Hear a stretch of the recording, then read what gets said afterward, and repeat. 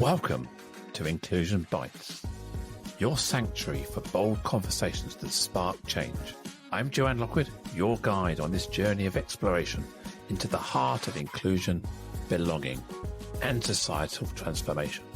Ever wondered what it truly takes to create a world where everyone not only belongs, but thrives? You're not alone. Join me as we uncover the unseen, challenge the status quo, and share stories that resonate deep within. Ready to dive in? Whether you're sipping your morning coffee or winding down after a long day, let's connect, reflect, and inspire action together. Don't forget, you can be part of the conversation too. Reach out to joe.lockwood@seechangehappen.co.uk to share your insights or to join me on the show. So adjust your earbuds and settle in. It's time to ignite the spark of inclusion with Inclusion Bites. And today is episode 187 with the title, Healing at the Heart. And I have the absolute honor and privilege to welcome Jared Karol. Jared is a personal development coach working at the intersection of social change and healing. He helps people understand who they are so they can show up more consciously, courageously, and sustainably in the world. When I asked Jared to describe his superpower, he said, it is bringing equanimity to difficult conversations so people can stay present, honest, and open instead of shutting down or fighting back. Hello, Jared. Welcome to the show. Hello, Joe. Thank you for having me. Great to be here. Absolute pleasure. And we've been yakking away for probably 25 minutes and we had to press record quickly. Otherwise, everything we talk about is going to end up on the floor and be lost for time. But we talked about the fact that you live in Oakland, California. I do. Yeah. And that gave us something in common because I was in Oakland a year and a half ago. That's right. Well, you said you were at HR West emceeing the conference. Yeah. I spoke at HR West, I think it was 2018, 19. But yeah, right downtown Oakland, 10 minutes. Same place? The Marriott Convention Center, was it? Probably, yeah. They have a big building there down I think it's massive, 11. Isn't it? Yeah. Like that, yeah. So, yeah. Yeah, very cool. And back at me, you're a football fan, UK soccer fan. So you follow the English Premiership, so you know about Portsmouth and where I come from because you follow the team. I do. Well, and maybe we'll get into this because it's part of my journey, but I was a college athlete, not soccer, but lacrosse. But I was a big sports guy in my youth and college and young adult. And then I decided I didn't want to be that guy anymore. But I kind of had one little thing I couldn't let go from my youth, which was soccer. So I decided, well, if I'm going to follow a sport, I'm just going to pick one country, and I chose England. And so I know the British geography largely through where the soccer teams are. That's a really, really good way of doing it. And I know many Brits who follow American football or basketball or baseball, and they know all of the names of the clubs and where they are in the world. Yeah. So yeah, I guess it's if you're going to learn geography, tie it to something, and why not sport? Yeah, exactly. So yeah, happy to be here and talk about whatever makes sense for us to talk about. Well, let's start with the word that you put into your bio and show notes as equanimity. I struggled there. I struggled to pronounce it the first time because I've never used it before, and so I even had to feed it to Copilot to look up what it meant. But you said that word has sat with you for a couple of decades. So why did you bring that into the conversation? I bring it into all conversations about anything trivial or serious or anything in between. The way I define it, actually, I don't really have a concise, tidy definition like Copilot gave you, but I see it as a way for us, for me, for you, for anyone to the hardships, the suffering, the challenges, the situations that we face just as being human with composure, with poise, with calmness, without freaking out, without getting too down or perpetuating a storyline that may or may not, often is not true. And then conversely, when the quote unquote good things happen, not getting too elated, not getting too high, not getting too cocky. And so it's this kind of ongoing self and meta awareness of what's going on, and having the confidence to know I can handle it, even if I don't like it, even if it's hard, even if I don't know what to do or what to say, I can handle it. So as we both know, doing this type of work, those are important skills to have. And a lot of people do have them, but a lot of people don't. And then in your superpower, you said it's about avoiding shutting down or fighting back. And when you are oppressed, marginalized, at the brunt of somebody else's bullying or discrimination, those are often the two choices, aren't they? Shut down, run away, tail between your legs, or come out with teeth showing and growling. And it's trying to sit somewhere in the middle there where you can engage in the conversation. And that's a really tough thing to do when you're under that psychological pressure. It is. And I'm a cis, straight, white man. So I'm at the top of the privilege food chain. So I think for a long time, I mean, I've been doing this work for 25 years. My father was a gay man. He died of AIDS in 2000. And that's when I decided to change, really, to do the work. And so when I started doing the work, it was the typical kind of social justice warrior, like, okay, time to wake up, Jared. You've been, ignoring all this stuff for, your whole life. And now it's time to not. So I jumped into that work. I was teaching at the time. That was my profession. And I was snarky. I was acerbic. I was dogmatic. I was, things were new to me, new theories, new philosophies, new understandings of history that I hadn't really. I mean, I had some exposure to some of this through my dad, but I wasn't really listening that closely, or, it didn't affect me, who I thought. So I'd say for the first, 8 to 10 years, I was that, newly woke white guy who was telling everyone how unwoke they were, and until I decided that wasn't really effective or sustainable, which I'm sure we'll jump into many, many stories of how and why and how I shifted. But that's a good place to start with where I was back then. Yeah, I think it is the temptation when you're trying to educate people. You want to educate them by being right, Mm-hmm. and they want to be uneducated by being right themselves and not needing to be educated. It's trying to find that balance of how to educate without telling, isn't it? How to show, don't tell. Yeah, it's which is interesting you bring that up, because I was a teacher for 12 years, and for most of that time I taught middle school humanities, language arts, writing, history. I taught a social justice curriculum, so everything was through the lens of power and privilege, and whether it was literature or history or current events or classroom dynamics, it was all through these lenses. And I was fortunate and intentional about finding a school that allowed me to, not only allowed me, but that was what the school did, and that they expected and supported us in doing. But to your point, yeah, we see that the world is unjust, is inequitable, is unfair historically and contemporarily on a micro and macro, on a local and global level, and we want change yesterday. And so we get upset when people don't see that as clearly or as quickly or as urgently as we do. And so that causes us to be more upset. Because if this person or this community or this, this government only saw, and so then it becomes charged. And I'm not saying there isn't a place for charged or for protest or for other things, but which again, I'm sure we'll dive into more details, but I think we lose track of what we're actually trying to do, and we don't realize that we're actually not being effective in our, call it what you want to call it, fervor, righteousness. And I would argue that has contributed to the challenges that we in this industry, DEI, HR, social justice, whatever, however expansive or narrow we want to define that, as some of the challenges that we. I think as I've matured, I'm in my early 60s.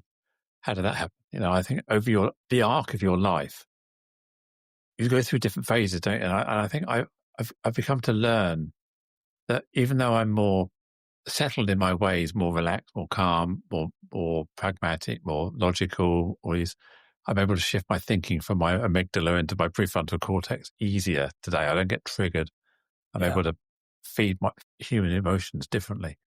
But I also recognize that in order to enact change, you need different people with different levels of passion, if you like, for want of a better way. You do need the people who are the angry social, not necessarily the mob, but the angry social justice warriors who are fighting for the cause, who are whipping up people who are in that same space as they are. But then you've got the people on the other side who are looking for political change, which is slow, methodical, nuanced, persuasive, lobbying, all those kind of things. You've got people in the middle who are trying to do a bit of both and try and do it. I've come to realize that as I swing towards the more nuanced, logical approach, there's still a place for the people who want to, wear the T-shirt, march, those sort of things. Well, I think what I've learned is there are three perspectives to take in this work. There's the why, there's the what, and there's the how. So the why, I would imagine or hope or suspect that every person doing this work, social justice, DEI, change work, right, has a personal why. They may or may not have it be clear about it or really know it. Maybe they haven't done that work, but there's something that's driving them to do this work, right? Which is good. You need that, or else, like, what are you doing? Why are you doing this, right? Then there's the what, which I think is what you were kind of getting at. Like, what is your role? So I'm a coach, I'm a facilitator. Some people might be, a community organizer. Some people might be head of, DEI at a big company, or, whatever maybe you're a speaker. So there's the what. And then I was reminded as you were talking of, I don't have it super handy. Maybe we can, after the show, we can put a link to it so people have it. But there's a woman named Deepa Iyer, and she has this, what does she call it? The social change ecosystem. And she talks about the different roles that are needed. And not all of us are and can be frontline protesters, rabble rousers. There need to be caretakers, educators, coaches, storytellers. I mean, and she has this whole kind of, graphic that illustrates it very, very well. And that gets to for me, the why, the what, the how, I think is underappreciated and underemphasized, because especially if you see someone like me who, as I said, a little bit ago, comes from a privileged position doing this work, it's easy to dismiss my angle into this work as, well, of course you're privileged, so of course you can do that. But what about me who has, XYZ marginalized identities? Which is fair. And taking this approach is open to anyone if they have the wisdom and maturity to see it. And so that's what I have come to emphasize and focus on in my work. And I can share some personal experiences that have led directly to that. But it's the how. How are we going about the work that is going to be effective and sustainable and build community, build connection? It's so easy to dismiss people who don't get it, who don't want to get it, who are hurtful, harmful, but the ways we've been going about it aren't working, and they're not going to bring about the change that we say we want. As you're talking now, I think about some famous people in history that have probably themselves transitioned through those different ways of enacting change. Nelson Mandela, for example, he was a freedom fighter terrorist. Prison probably calmed him down, but he came out a statesman of the nation, the grandfather of the nation, who then enacted change through political discourse, dialogue, calmness, and reason. Lech Wałęsa, who was instrumental in the fall down of the Cold War, the Berlin Wall coming down in the 80s, the Solidarity movement. He was a freedom fighter. And we look at Martin Luther King, Rosa Parks. These people started off in the protest, freedom fighters sort of space, and then transitioned into the reasonable politician or the logical response. I think that's probably a natural arc of evolution. I think. Well, it is, and it can be, and I hate to use the word should, but I would argue that it would be beneficial on an individual and collective level if it was that arc. And you know, I don't think someone has to, be in prison for 27 years to, to come to that, not really a conclusion, but to come to that awareness, right? So how do all of us, the people on the street doing this work, how do we come to that awareness ourselves without, those big dire, historically relevant and Yeah. known, events in our life? Because we don't all have those, right? We have our own things. We have our own local things, our own personal things, our own, but they're just as important. They're just as relevant. And so how do we individually decide, you know what, I'm not giving up on this work, but I'm going to do it differently so that it's more sustainable and more effective. And it's building what I want to see, not just taking down what I don't want to see. And there's all kinds, there's so many people, contemporary people who are doing this work. And I'm sure we'll get into some of them, but one who immediately comes to mind is actually, he lives in Oakland as well, Dr. Sean Ginwright. And he wrote a book, I think it's fairly recent, a couple years ago, maybe 2022 or so, called The Four Pivots. He gist of the book is switching from trauma-informed work to healing-centered, or healing engaged. And so his first of the four pivots is from lens to mirror, right? So the lens is, the world is inequitable, unjust, unfair. We need to change it. Here's what we're going to do. So it's not like that goes away or that's wrong, but the mirror is, okay, how do I need to change? What am I doing or not doing that's contributing to the chaos, to the, to the status quo? And so he talks, and I follow his, his newsletter, and he sends once or twice a week, he'll share a little video, and he's a Black man. So that's just one small example of, this isn't just a privileged, white guy thing. In fact, most of the people who I've been influenced by have been folks of color, queer folks of color, trans folks, people who are in multiple ways have experienced and still are experiencing marginalization, injustice, etc.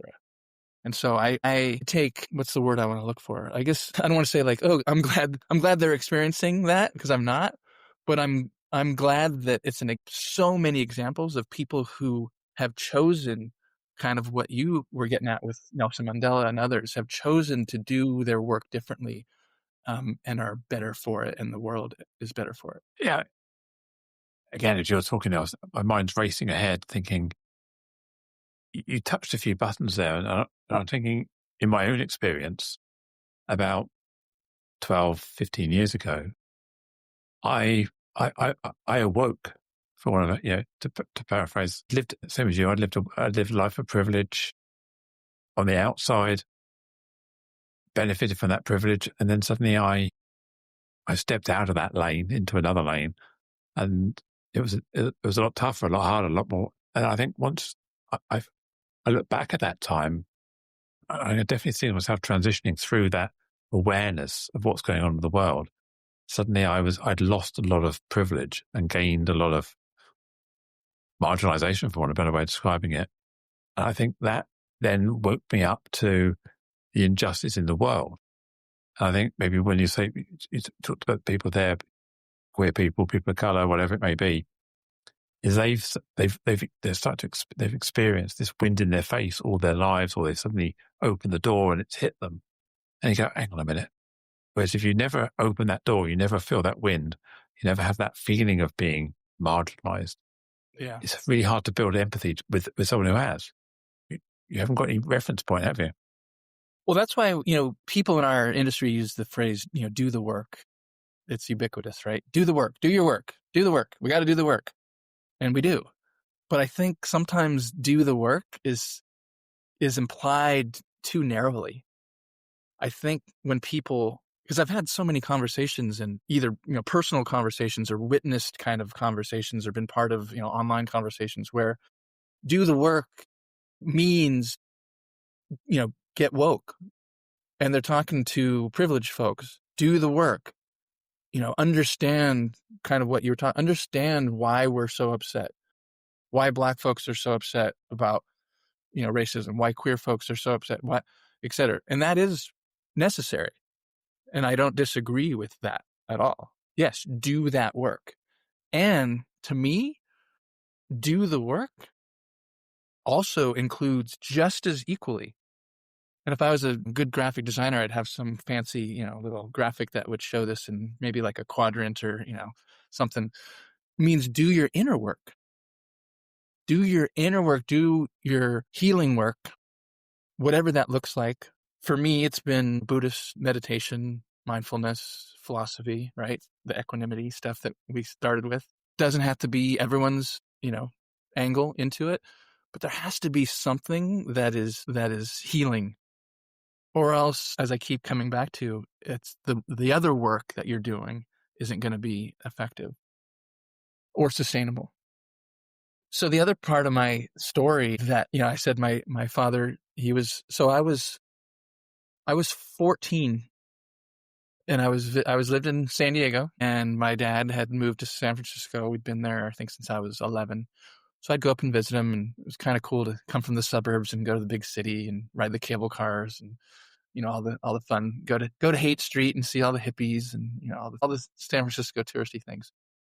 So I was 14, end of my freshman year in high school, and he sat me down at the end of the weekend, and it was usually one of those, hey, I love you, Jared. I wish we could see each other more often. You're a good kid, all those things, which he did do. And then he said, something you should know, I'm gay. So I'm 14. This is the late 80s. We know what was going on in the world, especially in the United States. Reagan was still, I think, president, maybe for a little bit longer. So there's a huge stigma. So I didn't tell anyone.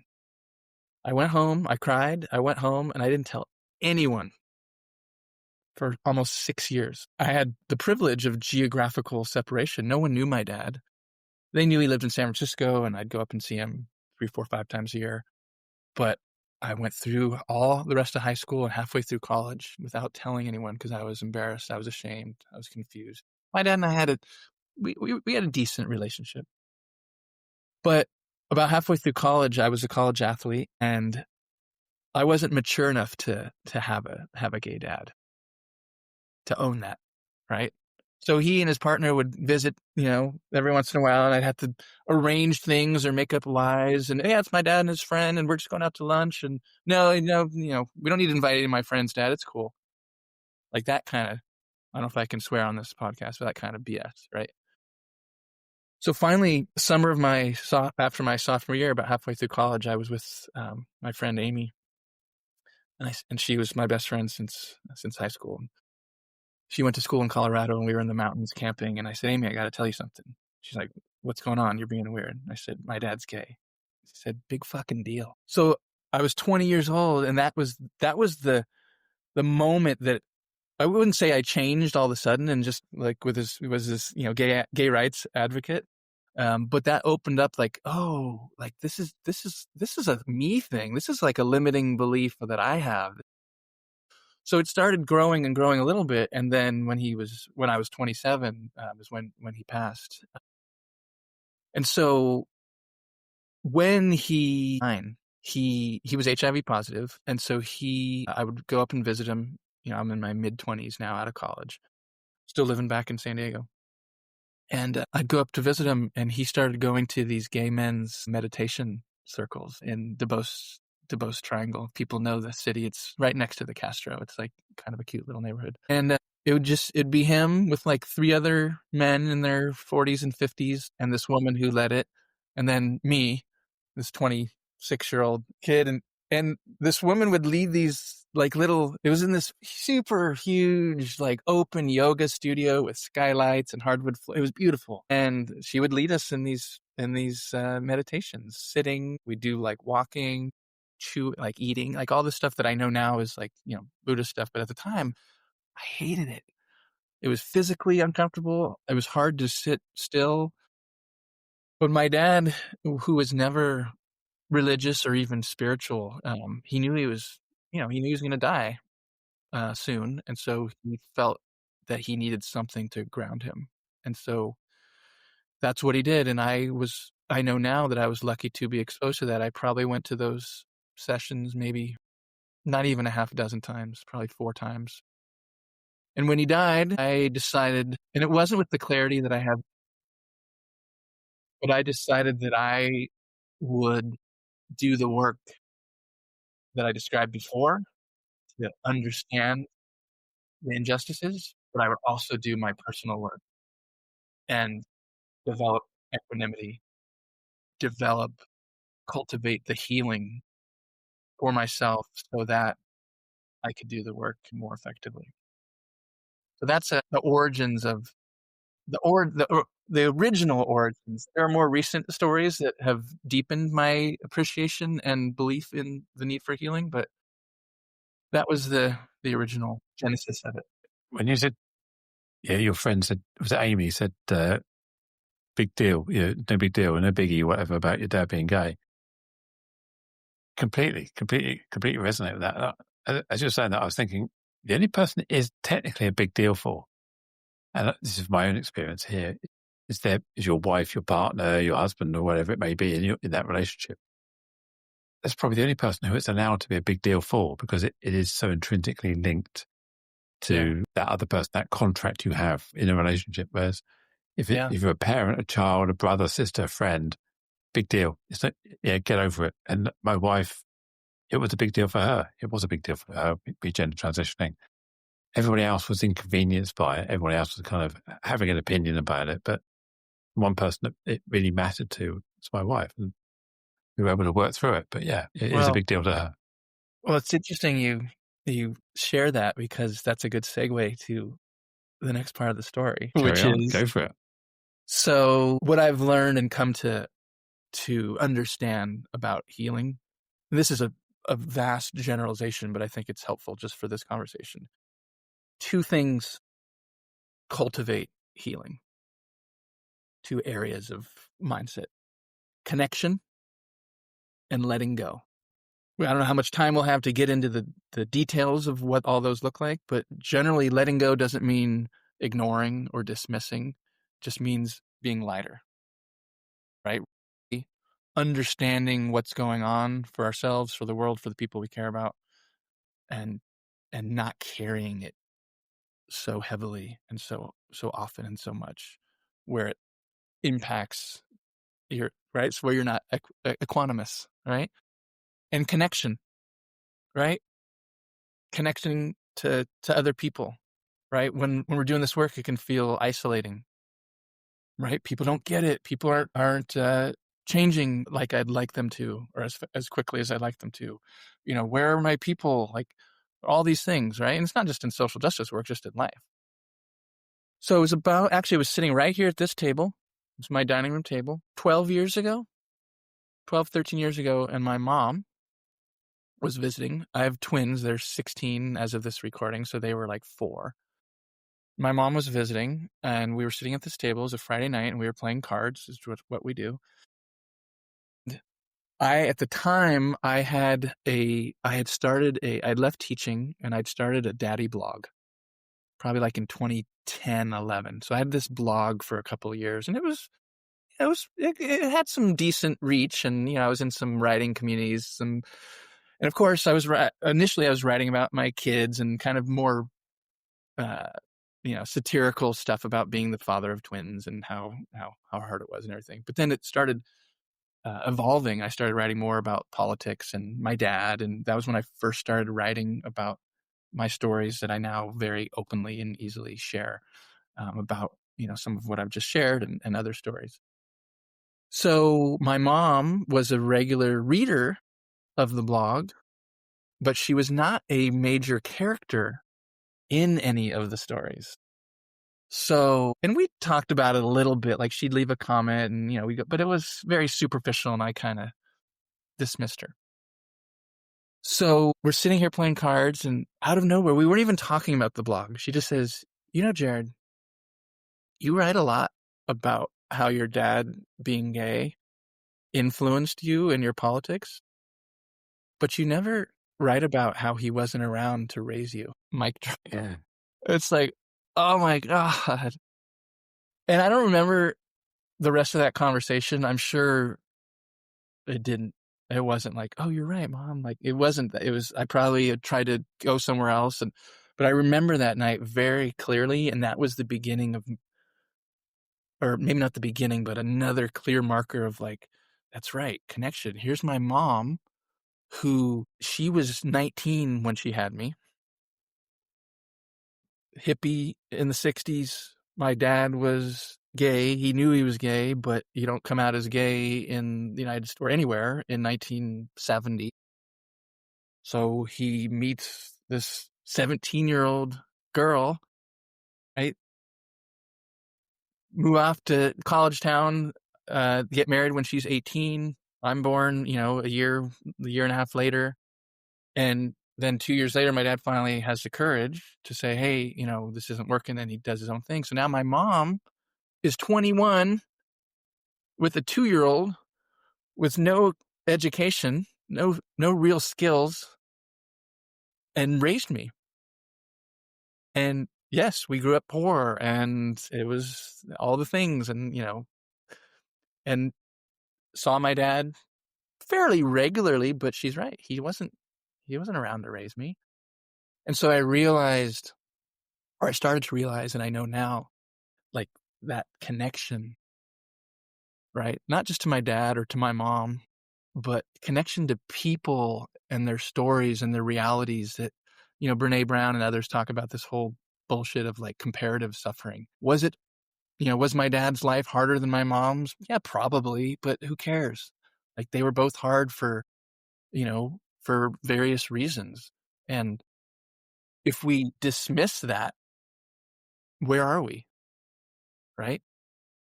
Well, what we end up doing is trading pain, isn't it? It's sort of, Yeah. I've had it tougher than you have. And we all go through stuff. We all have our stuff to deal with. And it's not about my life is tougher than yours. It's all relative. It's if you got $1 million in the bank and having a tough life because of something, it's a different experience than if you got $5 in the bank and you're having a tough life. Yeah. Your circumstances are all relative, aren't they? Well, they are. And I think, and I try to be very mindful of not being dogmatic with my, Buddhist beliefs, but it's been 26 years now, really, since I've kind of was introduced to some of these concepts of like equanimity and interconnectedness. But it sounds almost cliche or trite, but like, we're all interconnected. And so I'll give you an example. I reached out to you, I don't know how long ago, a month ago, not even a month ago, probably 3 weeks ago. Yeah, on LinkedIn. Yeah. On LinkedIn. Yeah. I have this new coaching program that we're launching, which we can talk about in a little bit. And we've been connected for, I don't know, 4 or 5 years. It's like, just like LinkedIn does, like, we're connected, but I don't remember you, and you probably didn't remember me. And so I reached out and said, hey, I know we've been connected for a while. And it was a template message, right? I know we've been connected for a while, and here's this new thing, and see if it resonates with you. So that's how you invited me to this podcast. Okay, great. That's a great result of the outreach. Well, similarly, I reached out to someone else who we'd been connected for 5 years, but had no idea who they were, and said this message. And she responded, before I continue this conversation, please point me to your organization's publicly displayed stance on the genocide in Palestine. Fair enough. We don't have one. I don't have a publicly displayed stance on the genocide in Palestine. So what I maybe should have done is just said, we don't have one. Thank you for your time. Next. But I chose curiosity over boundaries. And I said, hey, totally get that. I'm aware that there's a genocide in Palestine. I believe there is one. I'm against it. But I've chosen, and I try to give some philosophy of my equanimity in my life and all the things. And, she went total ridicule and mockery. And what's the argument when you attack some ad hominem attacks? It's my character, and then I continue the conversation because I'm like, okay, like, and it just kept devolving, and it was really immature. So then I said, okay, hey, obviously this isn't working. she was making fun of the program that we were having. She was making fun of my outreach skill, just anything she could do to belittle me. So I'm like, okay, I can handle that. Like, it's not about me, it's about her, but it still doesn't feel good. But it wasn't like, it didn't challenge my belief in what I was doing. But then I went and I had been trying to write a little bit more on LinkedIn just to, kind of get some thought leadership out there. She went through about 6 or 8 posts and used the laughing emoji. So at that point I had to block her, which I don't like doing, but it was clear that she not only wasn't interested in what we had to offer, which is totally fine. That's how sales works. Like, not everyone's going to be like, yes, sign me up for your program. But then it went that. And so I was thinking like, a healed person doesn't do that. And what was the impact of that for her? I don't know. I'll never know, because obviously she's not going to have a conversation with me. I don't think she has a podcast and isn't going to invite me on if she does. So I share that as just a very recent example of what I've been seeing for years and years. And I would never have done that, what she did, but 15 years ago, I'd do that type of stuff. Maybe not as extreme, thinking that because the cause is just, that the behavior is acceptable, and it's not. So I've been the brunt of other people's ad hominem attacks and laughing emojis on my posts, and you should look at my TikTok and my YouTube channel and all the comments on there. It's just, it's all personal attacks. There's no argument. It's just attacking me, my voice, how I look, all this stuff. Yeah. So, well, and so, yeah. And I mean, I don't need to tell you this, Joanne. Like, someone listening to this conversation right now might say, Jared, you're a straight man. Joanne is a trans woman. Like, who has it harder? But that's not the point. It's the whole master's tools will never dismantle the master's house. Is that the goal of, marginalized, oppressed people, to flip it so then they can? No, I don't think it is. Most of the people who I talk to, who I'm in relationship with, don't. That's not the goal. And A, that's not really possible. And B, it's not sustainable. And so it's the short-sightedness of it that, it doesn't get us where we're trying. It's just colluding. It hasn't changed me. I mean, I told her, and she chose not to believe me, that, I mean, it's not that I disagree that there's a genocide in Palestine, or that it's bad, or that it's harmful, or that it should stop. I agree with all that. And, her mocking me doesn't make the genocide end. And what it did was it shut down an opportunity for education, because I'd love to have a conversation with people about their perspective on what's happening. I've got friends on both sides of the equation who live in that region, and I hear different opinions. I've spent some time in Tel Aviv and Jerusalem and Bethlehem and places like that on work conferences and things, meeting the people. And I've got people in this country who have strong opinions on both sides. And my view is the death, the killing of the lives being ruined, the carpet bombing of property and the destruction of assets and wealth, completely abhorrent. But beyond who's right and wrong, we just stop it. And then we can work out how we get from where we are now to where we need to be, which is getting people back into life and getting things moving. Yeah. I think we have to unpack all of the why and the blame. We'll just spend all our time blaming each other and throwing more missiles, either words or things. We're not going to solve it. But we need to bury our prisoners of our beliefs and just say, hang on a minute, holding on to where we are now is not going to change anything. Yeah. Well, you used the word holding on.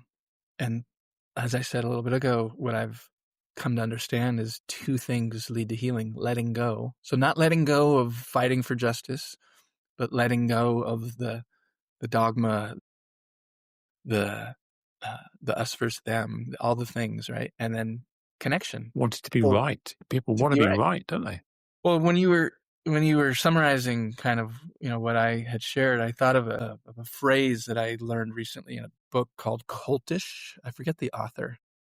But she was writing about just, yes, like actual cults like Manson and, Jonestown and stuff, but all just the kind of the cultish mindset around things, even like marketing and everything. And she said, when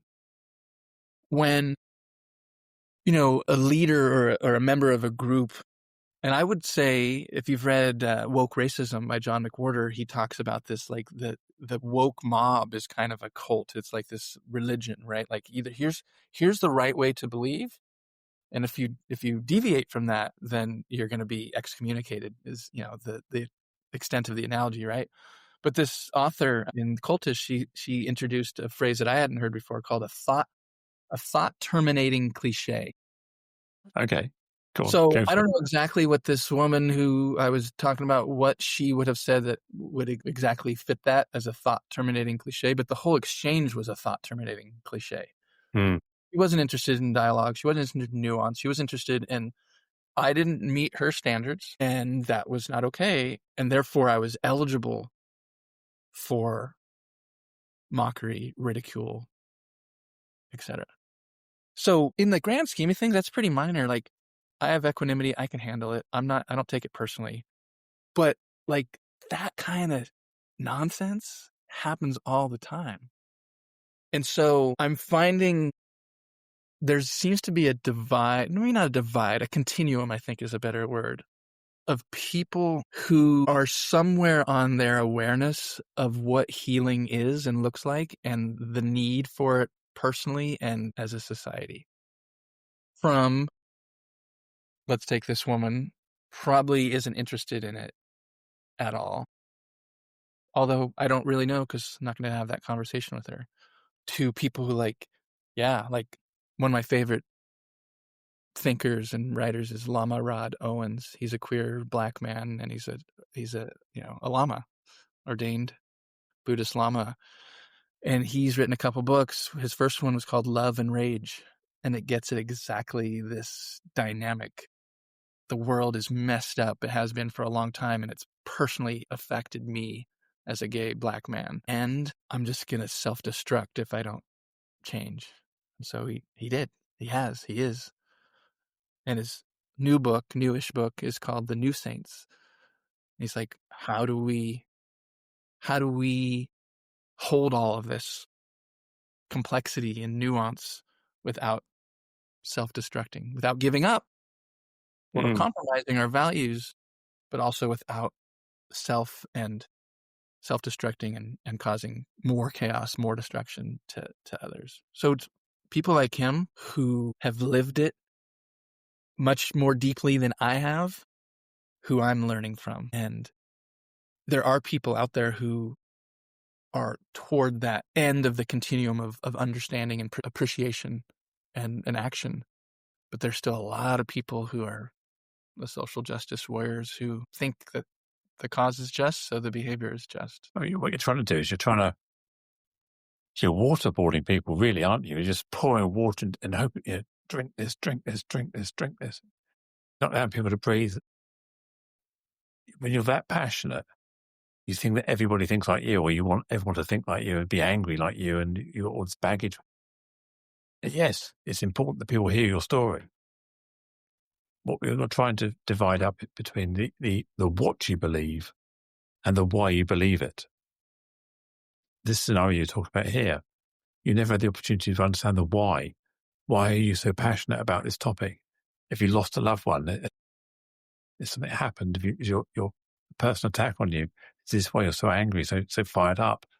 You never got the point to build empathy. You just built, as you said at the beginning, shutting down or fighting back. She was fighting back, you were shutting down. There was no way of, I'm out. Goodbye. Well, we're now asking these questions. We want to know what her passion was, why she had this. All that educational purpose has been lost because the disengagement happened. Yeah. Well, to her, it was very clear as I'm processing it or translating it, I guess, right? Is there's a genocide. It's wrong. People need to fight for it, do whatever they can, even if it's small. You're not, meaning me, you're not, I don't see anything that demonstrates that you're, at the level of understanding and agreement with me. So therefore, you are, and I learned this term recently, an unreal other. Okay. Which, I mean, that's basically what historical oppression does to trans people, to gay people, to black people, to poor people, to immigrants, to, right? They're unreal others. So Dehumanizing, basically. Yeah. dehumanizing, right? Because if you dehumanize, if she comes to this quick, conclusion that I don't get it, don't care, ignoring, basking in my privilege about the genocide in Palestine, then I'm an unreal other. Then there's no need to have empathy, curiosity, compassion for me because, I don't deserve it, which is exactly what Israel's doing to Palestine. And count dozens, hundreds, thousands of examples from history that exactly the same type of thinking, right? And so we're just repeating, we're colluding. There's a great book called The Anatomy of Peace by the Arbinger Institute. And the main thrust of it is when our heart is at war, as to use their language, which doesn't mean heart at war doesn't mean we're angry, we're upset, we're seeing that something that needs to change. It just means how are we processing those emotions? So if our heart's at war, whether it's an interpersonal conflict or a global conflict, there will never be resolution. Never. We're just colluding. And so that's where I've landed the last couple years it's a clarity, Joanne. It's a clarity of like, I don't believe any less than I used to about the injustices in the world. But I also see more clearly about what's not working for me and for all of us. And I'm not going to be part of that collusion anymore. And I'm not. So calling it in rather than calling it out, just be part of the educator rather than the stop sign. That's a way to summarize it. I'd say to use that language, my calling in is doing the coaching that I do. Right? Is who's ready, who sees this even just a little bit and knows that there's a better way, but for whatever reason hasn't gone that route yet. So that's where that's my version of calling in. Hey, I'm calling you in to do some deep inner work, some mirror work. You got the lens part pretty down. I trust that you understand the issues and you see why there's why there's problematic things going on and why they need to change. I'm not questioning until you show otherwise. I'm going to trust that you got that part down. What I am seeing very clearly is that you don't have the inner part going on. So if you're interested in that, because you can't, this woman that I told the story, she's not going to be a coaching client of mine. Although, I mean, she could be. She's a good candidate based on her behaviors. But if you're not interested in going there, I mean, just like any coaching, like you're not gonna. It's like kids taking piano. If they don't want to do it, they're not gonna do it. So, yeah. I mean, as you pointed out, you reached out to me with potentially the same message you reached out to her with. Clearly, it was a template. Clearly, it was a salesy kind of like, yep. Do you want to do my coaching program? Pay me $100 or whatever it was. You've got two choices at that point there. You can either get sort of like abusive, friend or disconnect or whatever it is. And depending on what mood I'm in, quite sometimes I'll just sit there and playfully say, not for me, but if you want to come and talk about my podcast, let's do it, sort of thing. And that's what I did. Yeah. So who was it? I can't remember who it was. It was someone you wouldn't think of, but there was this. So I'm also a certified purpose coach. So like 7-8 years ago, I got my purpose coaching certification. It's all about like leadership style and intrinsic motivation and kind of what motivates you to make impact and to do the things you do and stuff. So it's all integrated into all of this. But so purpose, right? This idea of purpose is like intrinsic motivation, meaning, authenticity, and there's all kinds of different angles one could go into, like what is your purpose? But oftentimes people conflate purpose with passion. So the passion, people, I don't like to use the word passion. I don't mind if other people do, but I don't personally use it. I don't consider myself a passionate person. If people want to, describe me as that, that's fine. But this woman, this author, I can picture her doing this little mini TED talk, but I don't know who she is. She says, sometimes our passion, because we're so passionate and it gets so charged because we're so passionate about whatever it is we're passionate about, gets in the way of our purpose, so that our purpose, our true why, doesn't really actualize. So to me, that is a nice little encapsulation of like what healing means. How do you let go, which doesn't mean ignore or, kind of get rid of stuff you care about, but how do you let go of that passion so that your purpose can come through? And I think that's a lot of the work that I do is people see that conflation a little more clearly. Yeah, back to the ad hominem attacks. Technique I found that seems to work for me is a bit like in the Matrix where Neo and the bullet goes flying straight past. I kind of try and do that because the person who's attacking me doesn't know me. There's nothing about my values or anything like this. They're using this stereotypical persona of me. And I always think of it's just what they're doing is they're spraying graffiti on a wall. Mm-hmm. It's just basically angry words on a wall. And I drive down the street and I see the graffiti on the wall. Okay, it makes me feel worried and threatened because it's there. But it's just graffiti. And all I've got to do is just keep driving and drive past it. So I'm doing that sort of Neo bullet passes me. They're attacking me. And all they're really doing is spraying graffiti on a wall behind me. And it's not about me. It's about their anger about something. And it's not about me. So I'm able to, this equanimity you're talking about, be able to hold this space. I don't absorb it. I just go, whoa, yeah, okay, well, it's not me.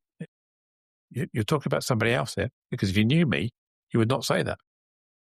Exactly. And even that's a beautiful analogy with the metaphor I can picture, especially living in, Oakland, San Francisco. There's lots of graffiti around. Mm-hmm. Some of it actually quite beautiful, but that's a whole nother conversation. Street art, yeah. But exactly, there's another. I mean, I'm a big reader. If I was downstairs, you'd see my big library. But another book that has been foundational for my belief system is the Four Agreements by Don Miguel Ruiz. And it's interesting when I bring up that book, either people go like, "Oh my gosh, I love that book," if they've heard of it, right? I love that book, or they go, "Yeah, that's like pop spirituality," which is totally fair. It's like 150 pages.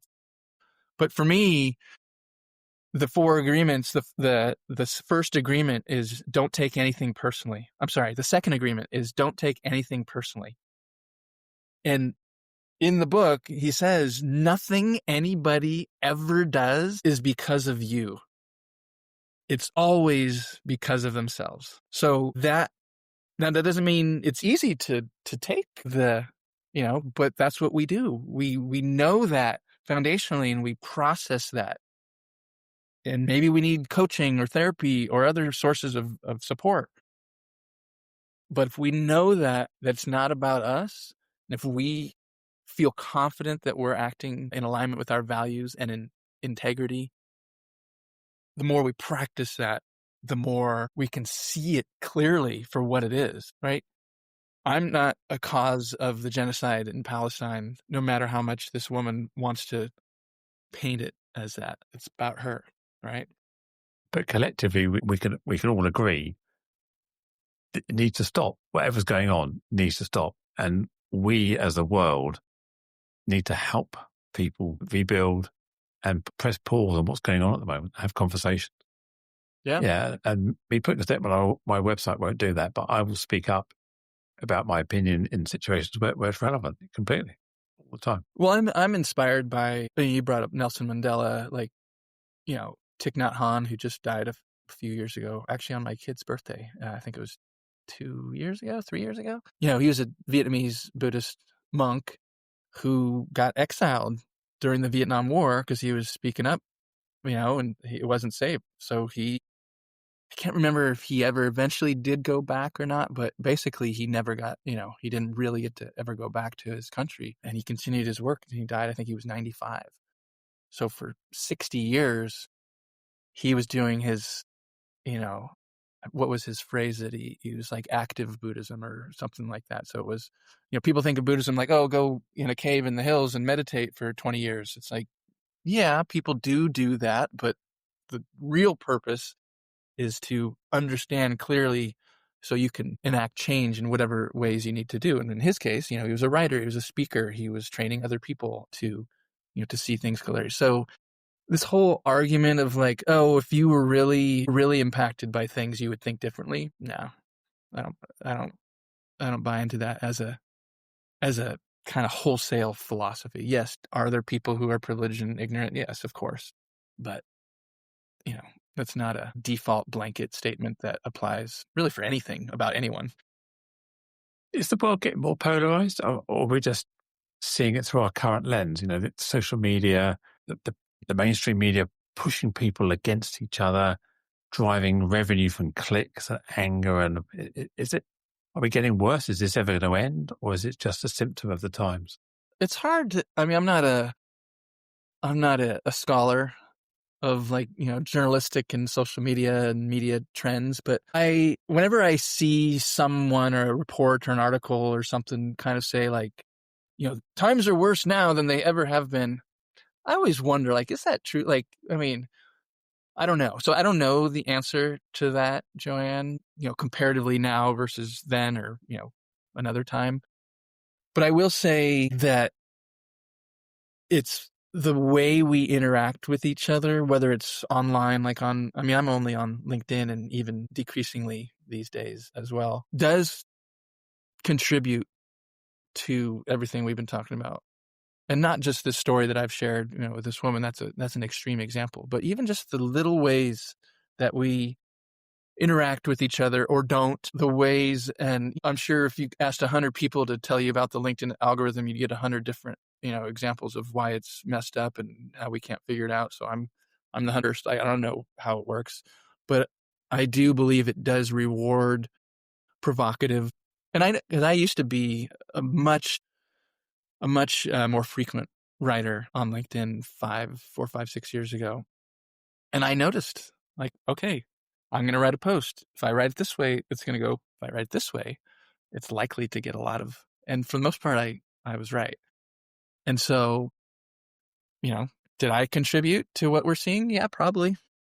And that's part of the healing process is I'm not going to do that anymore. Which is more successful? 1 million views, hundreds of reactions and comments, or 5 views and someone takes action to the positive? Someone taking action is the objective. If it's just people clicking and getting torn up, that's not change. That's just outrage, isn't it? It is. There's a phrase. Is it like outrage bait or something like that? Yeah, clickbait, outrage bait. Yeah, I know. Yeah, it's just. So you're just fueling the trolls, aren't you? You're not careful. Yeah. Well, and at the heart of all this, Joanne, which is, I don't know if it's really an elephant or not, but it's capitalism. Like we all have to make money, and LinkedIn is a social, professional networking platform, and you got to try and in whatever whether it's direct through messages or writing posts, you're trying to sell. Who you are, your positioning, your branding. Maybe you're trying to sell a specific service or a product, and that's what capitalism breeds. It breeds, competition, and it breeds, us versus them, and this kind of, scarcity mindset, which I know I've been guilty of it often, and I try to be aware of it and kind of cultivate the opposite. When just like anyone else, I need to make money as well. Yeah, don't we all? So if you were writing a book called Equanimity for Dummies, what would be your top 2 or 3 things to take away from this? I would say start and practice a meditation practice. Cultivate inner peace and clarity proactively. It's not like, oh my gosh, something bad happened. Let me go meditate. Okay, I feel better. No, that's not what it's about. We meditate so we can cultivate the behaviors and the mindsets that we want to have when the hard stuff happens. That's the inner work. Again, it doesn't have to be meditation. That's what I've chosen, the Buddhist kind of meditation mindfulness path. There are other ways that work for people. But that's what I would say is, if you have that practice and you've kind of been dabbling in it, like, concretize it. Do it. Because it's going to save you and it's going to save us. I would say, which that will help you do these other things, which is center on two things that are going to promote your own healing. Connection, true connection, whether it's with people you know well and love and maybe live with, or any interaction online, at the grocery store, in the community, in traffic. Center connection, however small, and resist the urge to other, to gossip, to dismiss, to ridicule, to mock. You can disagree, but really the first agreement of the 4 agreements is be impeccable with your word. And the other thing related to the healing is the letting go. How can we have firm beliefs and conviction in those beliefs, but remove the charge? So that's a skill that people can and do cultivate, where you can say, whether you're a speaker, you're a coach, you're a podcast host, you're whatever your role is, you're a thought leader on LinkedIn, you can write with conviction and clarity and purpose without being an asshole. Because Don't be a dick. Yeah. if Don't you're be an a dick. asshole, there are going to be people who already agree with you. They're going to be like, yeah. But then what about the people who see you as an asshole and maybe would have agreed or been interested in what you're saying if you weren't an asshole? So it's really individual choice. So those are my insights. Everything you're saying sounds to me, this is what emotional intelligence is built on. Yeah, the self-awareness, self-management. It's all about that. So obviously, emotional intelligence is built on Buddhist ideals and equanimity. Well, it's emotional regulation. And so, a common argument I've, had or seen or been a part of or witnessed is, don't tell me, who you, white guy, to tell me how to react to feel. Like, I'm not telling you how to. I'm inviting you to see things differently and to see the consequences of your behavior. Oh, well, is that more important than, black people getting killed by the police? No, not at all. But what you're doing isn't stopping black people getting killed by the police. Or pick your unjust cause that we all know is happening and needs to end. So it really is, as you said, it's EQ, it's self-awareness, it's emotional regulation. I guess there's a term kind of in the, emotional sobriety, which I've come to I like that term. Right. Jared, this has been an amazing conversation. We've been yakking away for an hour and a half, bit in the green room, and we're probably overrun on this episode. I could keep chatting to you all day. In fact, I'm tempted to jump on a plane, come to Oakland, we'll have go to that fish restaurant I mentioned earlier that I went to with HR West. But yeah, and I'd love to hire another car and go up to the wetlands and all the redwood forests and things like that, and just chill out for a day. So yeah, you're welcome anytime. Superb. So how can people get hold of you? You mentioned you don't have a huge amount of social media, so what's the best way of tracking you down? Yeah, so I'm on LinkedIn, just Jared Karol, Jared Karol. You can search for me on LinkedIn. Also, the co-founder with my partner Cornell, 3 Arrows Coaching, LLC. There's another 1 or 2 3 Arrows Coaching on LinkedIn. So if you are looking for that on LinkedIn, type in the LLC, you'll find us. Our coaching program is called the 3 Arrows of Life. So just 3arrowsoflife.com. And you'll get to learn a little bit more about that program and how to be part of it if this is something that you're interested in. Also, we didn't talk about this. I think we mentioned it before we started recording, but I'm also a vinyl DJ. So if you are in the Bay Area and you're looking for, private parties or, corporate events, you can go to djmaju.com, MAJU, djmaju.com. and learn about the vinyl DJing offerings there. And Fascinating. I think that's it. Brilliant. So if you do connect with Jared, and he does send you an outreach on LinkedIn, rather than just shoot him down, invite him on your own podcast and have a good chat, because it's been absolutely fascinating. And I've found a friend from 4,500, 5,000 miles away, and it's been fantastic. Thank you. Yeah. Thank you so much. The feeling is mutual. Thank you. Glad to be here. As we bring this conversation to a close, I want to express my deepest gratitude to you, our listener, for lending your ear and heart to the cause of inclusion. If today's discussion struck a chord, consider subscribing to Inclusion Bites and become part of our ever-growing community, driving real change. Share this journey with friends, family, and colleagues. Let's amplify the voices that matter. Got thoughts, stories, or a vision to share? I'm all ears. Reach out to joe.lockwood@seechangehappen.co.uk and let's make your voice heard. Until next time, this is Joanne Lockwood, signing off with a promise to return with more enriching narratives that challenge, inspire, and unite us all. Here's to fostering a more inclusive world, one episode at a time. Catch you on the next bite.